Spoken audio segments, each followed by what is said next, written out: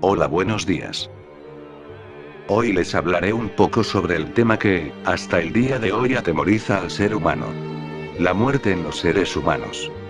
Todos a lo largo de nuestras vidas nos hemos hecho algunas de estas preguntas. ¿Qué es la muerte? ¿Por qué se da la muerte en los seres humanos? ¿Qué porcentaje de la población tiene miedo a morirse? ¿De dónde surge la muerte? ¿Cómo se da la muerte? ¿Qué significa la muerte para los seres humanos? ¿Por qué vivir si sabemos que vamos a morir? ¿Cómo podemos morir sin dolor? Hoy trataré de darle una respuesta a todas estas preguntas que afligen al ser humano. En primer lugar, ¿qué es la muerte? La muerte es un proceso terminal que consiste en la extinción del proceso hemostático de un ser vivo, esto es, la extinción de la vida. ¿Por qué se da la muerte en los seres humanos? Se supone como concepto de vida, que todos tenemos un ciclo, misión o duración en el mundo, es necesario morir. ¿Qué porcentaje de la población tiene miedo a morirse? Todos tenemos miedo de morir. En parte por el sufrimiento mismo del estar moribundos, en parte por dejar a nuestros seres queridos, pero en la mayor parte por simplemente dejar de existir. Ese miedo nos ha llevado a inventar miles de cuentos para sentirnos más tranquilos, desde un cielo con 72 vírgenes para cada hombre, pasando por ángeles y fantasmas, reencarnación, espíritus chocarreros, etcétera, etcétera. Cualquier cosa menos aceptar nuestra condición de seres vivos que tienen un ciclo vital. ¿De dónde surge la muerte? Todos al ver esta imagen saben lo que representa, pero pocos saben su origen. Empezaré explicando qué significa la guadaña.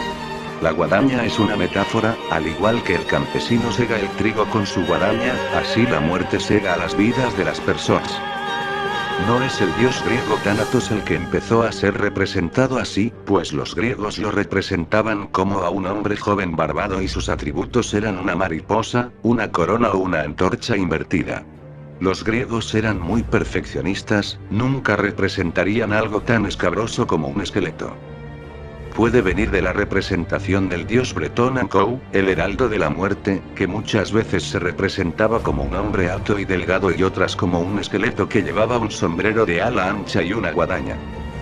En cuanto a la túnica negra, el negro es símbolo de muerte en las culturas occidentales, de ahí su color.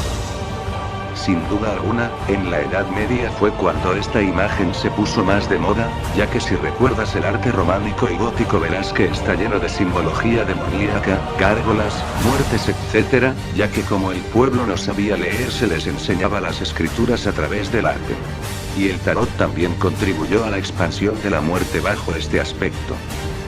¿Cómo será la muerte? A menudo la causa de la muerte es malinterpretada y erróneamente atribuida de diversos factores tangibles que rodean a un caso en concreto.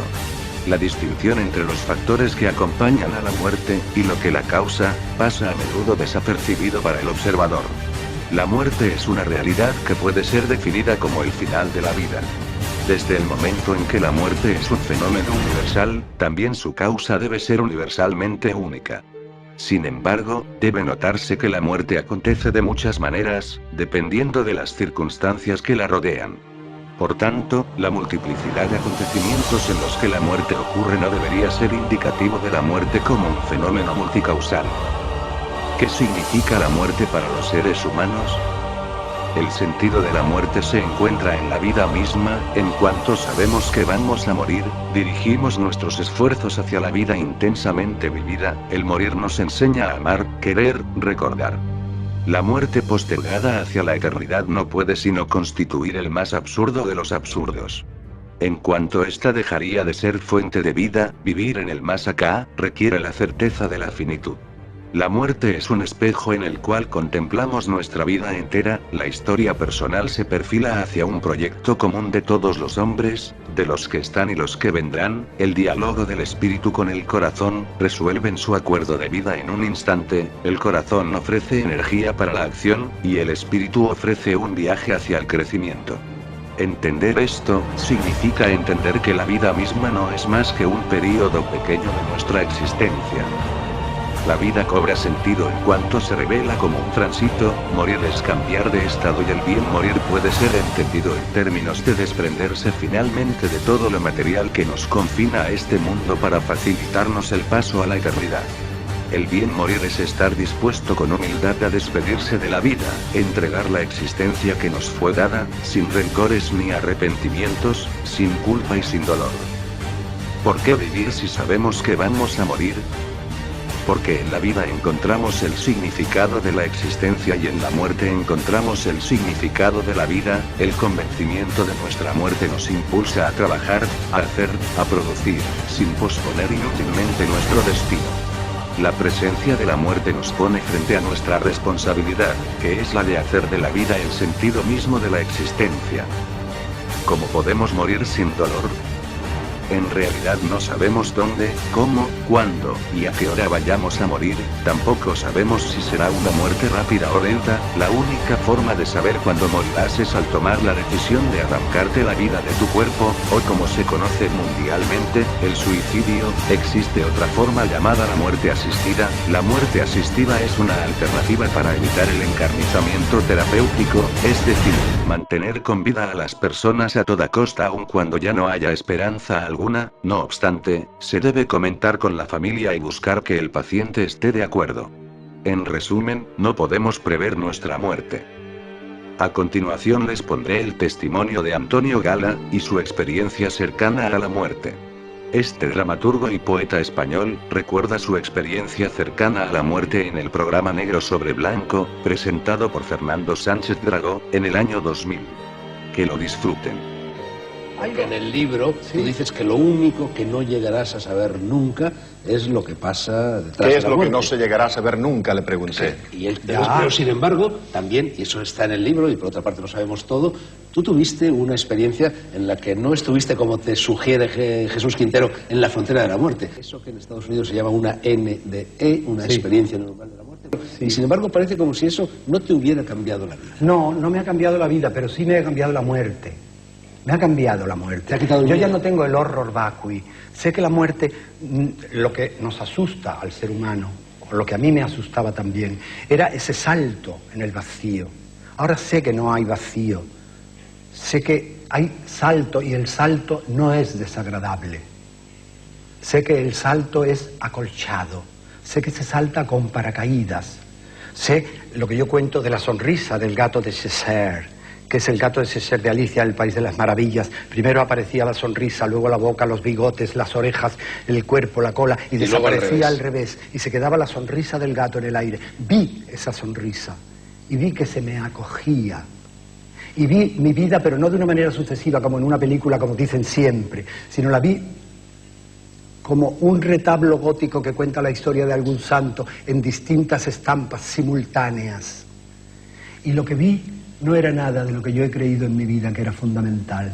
Nada que fuese impresionante. Eso lo dicen siempre también los que han tenido experiencias de ese tipo. Vi mi padre enseñándome a cerrar los ojos para pedir el sueño, mi padre enseñándome a sonarme las narices, alguien que me daba un vaso de agua, yo que atendía a alguien que estaba postrado y quería levantarlo. Gestos absolutamente humanos, pequeños, diarios, cotidianos, sin importancia. Gala, ¿qué es lo que sabe el hombre que más sabe? No lo sé. ¿Cómo voy a saber yo lo que sabe el hombre que más sabe? Si ni siquiera sé quién es el hombre que más sabe. ¿Usted sí lo sabe? ¿Usted ha llegado a alguna conclusión en esta vida? ¿Va llegando a conclusiones a través de la sabiduría? Sí, voy llegando a esas conclusiones de que nada en la vida es trascendental. Que quizá ni la vida misma es trascendental. Y la vida, desde el punto de vista mío, es decir, no algo que tenemos, sino algo que nos tiene a nosotros. Un verde cántico que nos anega, que nos llena de un cántico tumultuoso, como el agua que pasa por un atanor, como una acequia, y de repente nos deja secos, y algo nuestro se va con ella, y eso es lo inmortal. Hubo un filósofo presocrático que dijo: nada importa nada. ¿Es eso? Probablemente nada importa nada, porque nosotros no importamos nada. No le importamos a nadie. Hacemos nuestro trabajo lo mejor que podemos. Vivimos en las afueras de Dios. Por eso titulé al último libro mío así. Tú, después de aquella experiencia en San Juan de Luz, tienes la convicción, esa convicción que solo da la práctica, no la teoría, de que la cosa sigue. Que me morí en San Juan de Dios. No, me morí en Madrid, pero estuve es una broma más sobre allá. la frontera. Claro, yo creo que el baile sigue de una manera que nosotros desconocemos. No creo en el ejemplo de la visión beatífica, que cuando le preguntaban a Santa Teresa, pero hay unos más santos que otros, y ella decía, sí, también hay unos vasos más grandes que otros, pero todos están llenos. No creo en la visión beatífica, creo en otra cosa diferente que solo a mí me sirve. Y no voy a fundar ninguna orden, ni voy probablemente a hacer demasiado la caridad, porque me parece que la forma de hacer la caridad yo no tengo otra que la de escribir, porque eso sí que veo que es como un extraño destino, como si el destino estuviese escrito y solo se nos permitiera poner ese texto con nuestra caligrafía, con nuestra mala letra y nuestras faltas ortográficas. Pero sí creo en algo que nos trasciende.